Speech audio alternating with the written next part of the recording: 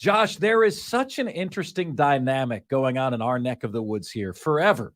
That whenever anyone criticized Dabo publicly, there was an army, a legion of Clemson fans who would do their A-level best to mute or muzzle that person. And 4.5 years here, this is the first time where I'm not sensing that happen. There is a very quiet grumble that certain individuals are willing to make public about their discontent for the way Dabo is running certain elements of Clemson's program right now. So I ask you, Josh, to the best of your ability, can you look into your crystal ball? How does the Dabo at Clemson movie end?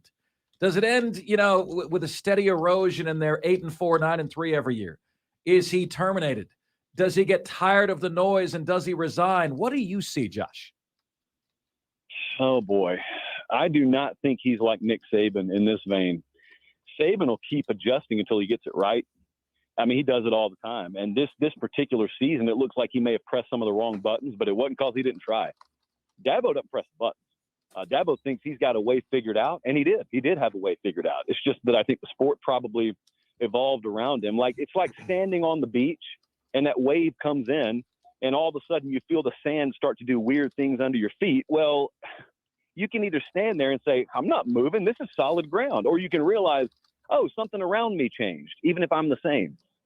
I don't think that's Dabo's opinion. I don't think that's his approach. Now, I'll give him credit. He is very resolute and principled in his stances. I just think that it's penny wise, pound foolish at this point. You asked me this last week after the Duke game, and I was trying not to be hot take-ish because I am not doing that when I say this. I either think he'll get to the end of the season and completely re-diagnose his stance on the portal, or I think he'll retire.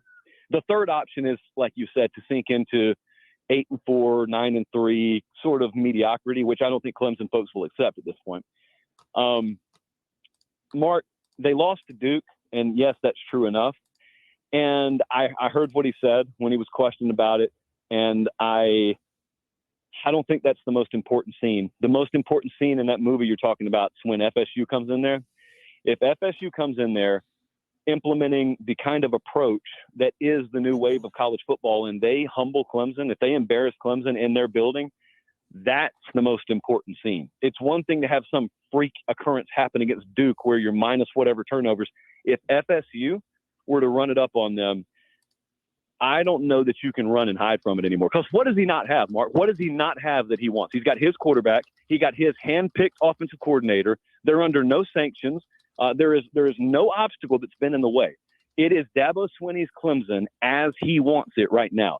And if his Clemson gets run out of their own building by FSU, where do you turn other than the mirror? Where do you turn?